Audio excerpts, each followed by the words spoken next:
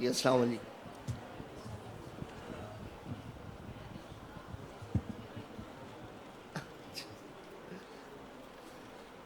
ये स्क्रीन पे नहीं है ज़रा।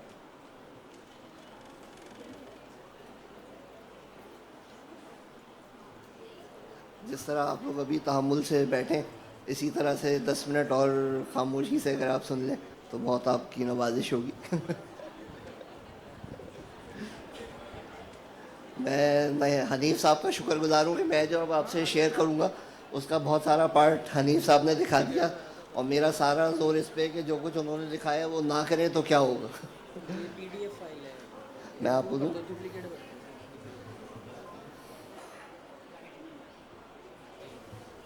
चलें, बहुत शुक्रिया। तो ये मेरा टॉपिक है, cost of poor quality in diagnostic radiology. ये डिस्क्लेमर स्टेटमेंट है मेरी।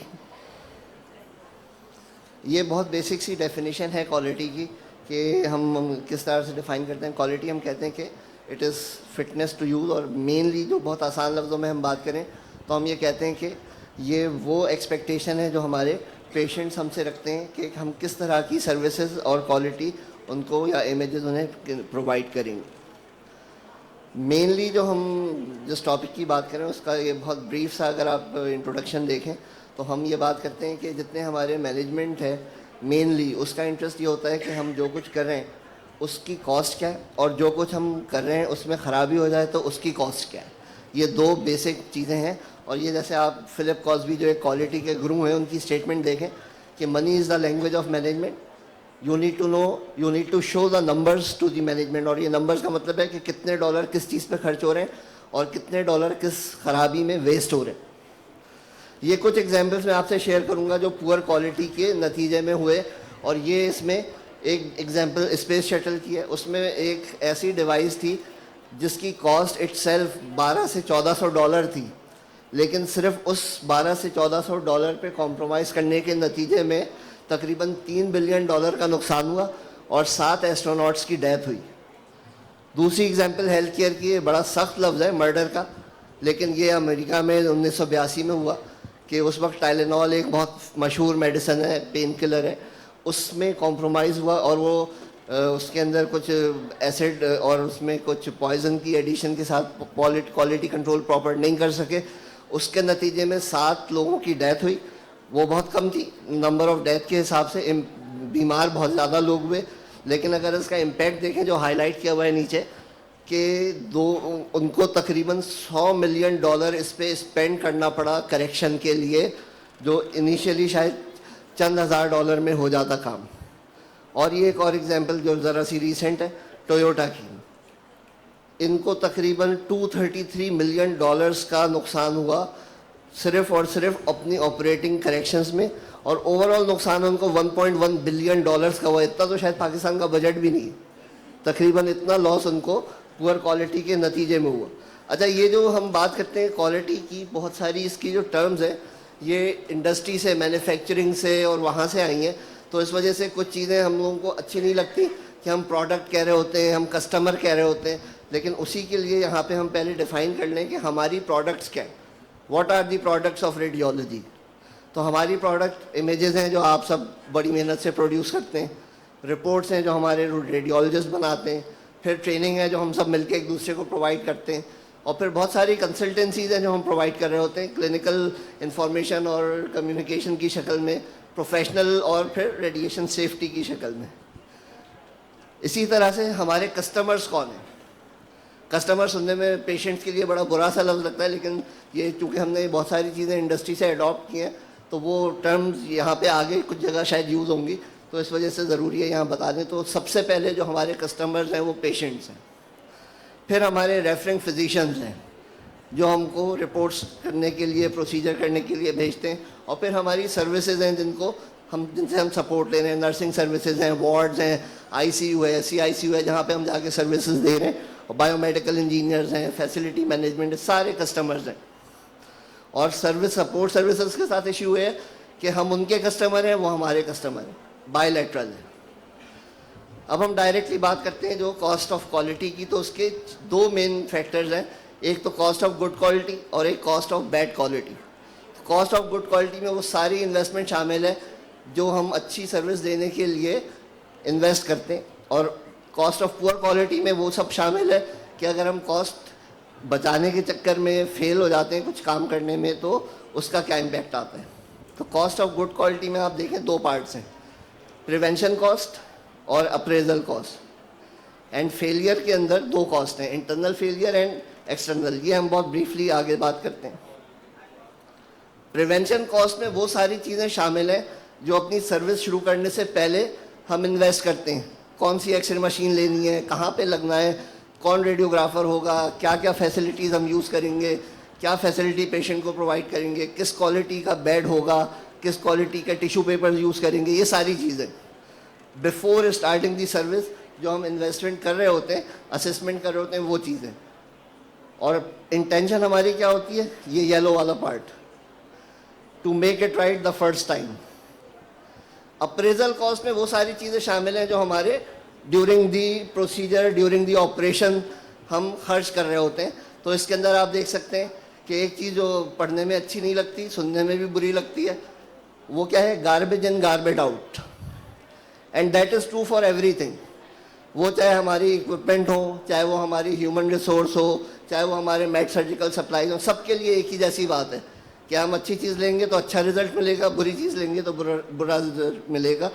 That is true. तो इसमें आप देख सकते हैं कि अप्रेजल कॉस्ट में हम जब इक्विपमेंट ले लेते हैं तो उसकी, जैसे हनीफ साहब ने बात की, क्वालिटी कंट्रोल, क्वालिटी असेसमेंट, ये सब अप्रेजल कॉस्ट है।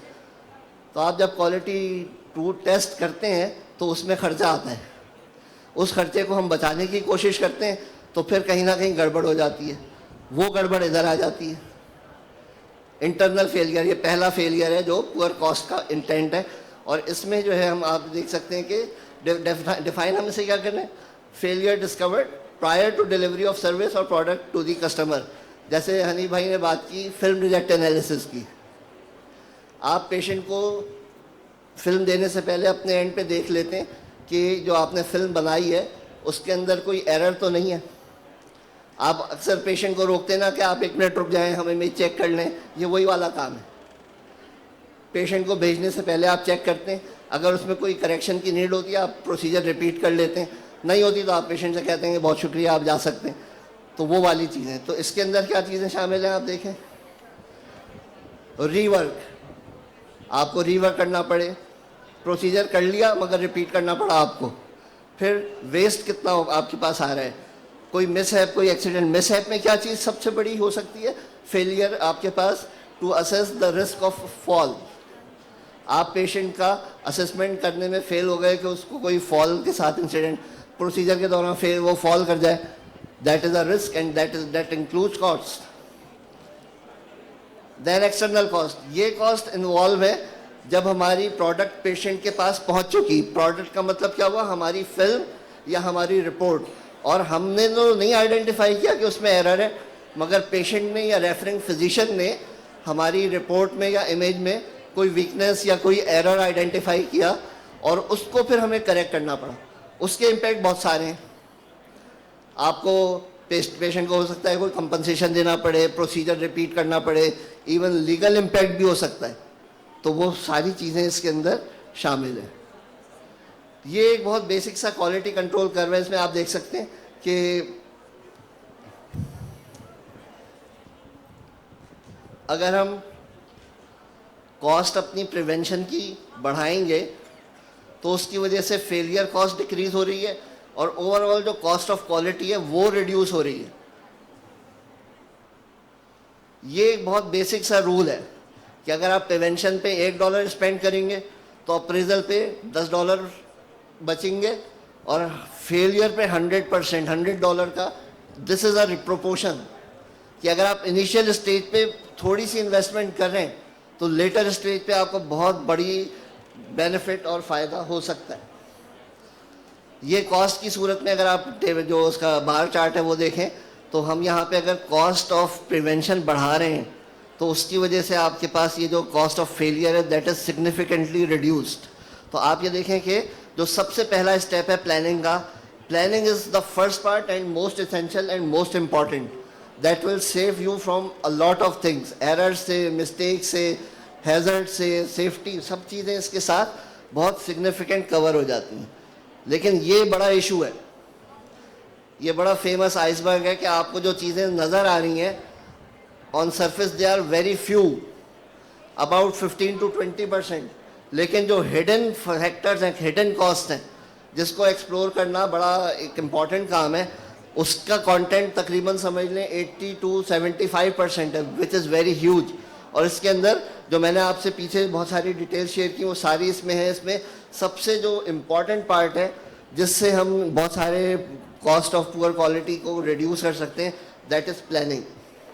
हम रेडियोलॉजी स्पेसिफिक बात करें तो वो सब चीज़ें जो हनीफ साहब कह रहे थे कि सही होनी चाहिए, वो सब तकरीबन यहाँ लिस्ट है कि अगर वो उनमें से कुछ भी ख़राब हो जाएगा तो आपको एक्स्ट्रा कॉस्ट देनी पड़ेगी। तो इसके अंदर आप देखें, हम शुरू होते हैं सबसे पहले रेफरेंस फिजिशियन से।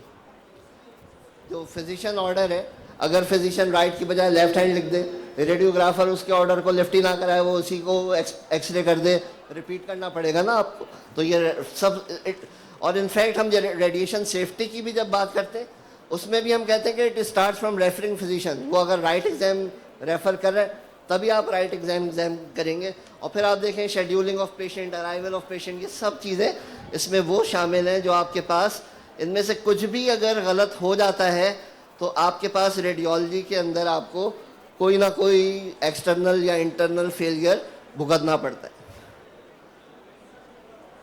इसमें एक टर्म आप ये देखें सबसे ऊपर यहाँ लिखी है, कॉन्शियस टेक्नोलॉजिस्ट।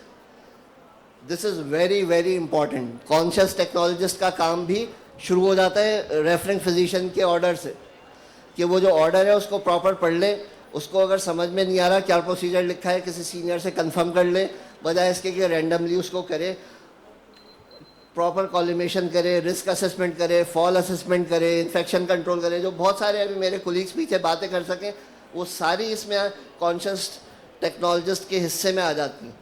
फिर KV MA सही करे, प्रॉपर कॉलिमेशन करे, ग्रेड सही यूज़ करे, पोजीशनिंग ऑफ पेशेंट, ये सारे आप देखें, ये सब वो चीज़ें जो आपके मैंने प्रिवेंटिव कॉस्ट में लिखी थी, प्रिवेंटिव कॉस्ट में ट्रेनिंग लिखी थी, ट्रेनिंग में ये सब चीज़ें सीखते हैं आप।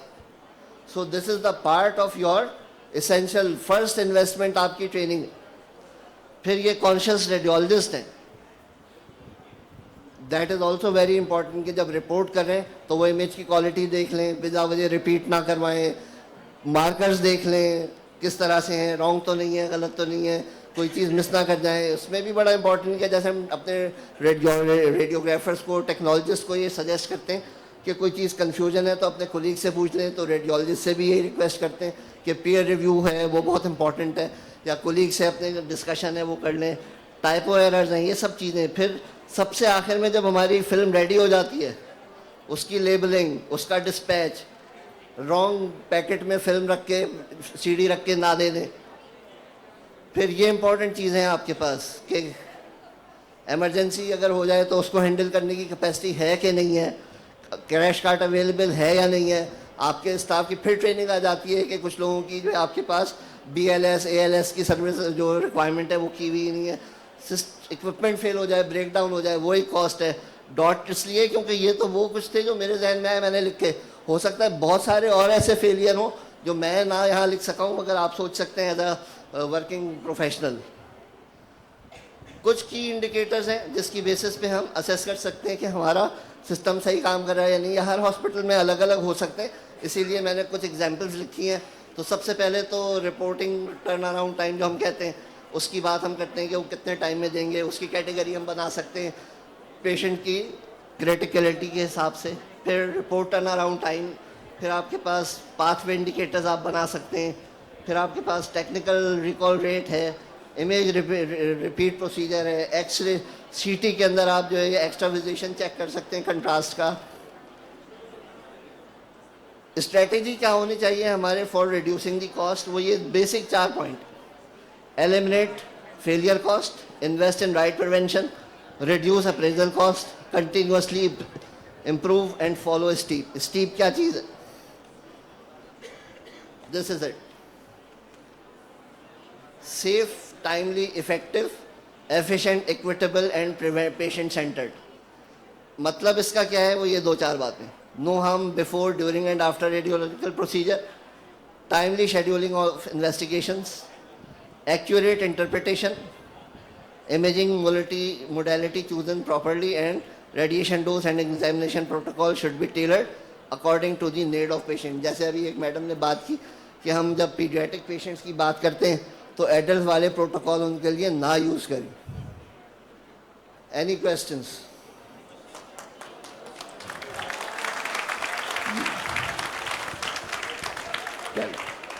जी कोई सवाल हो तो प्लीज़.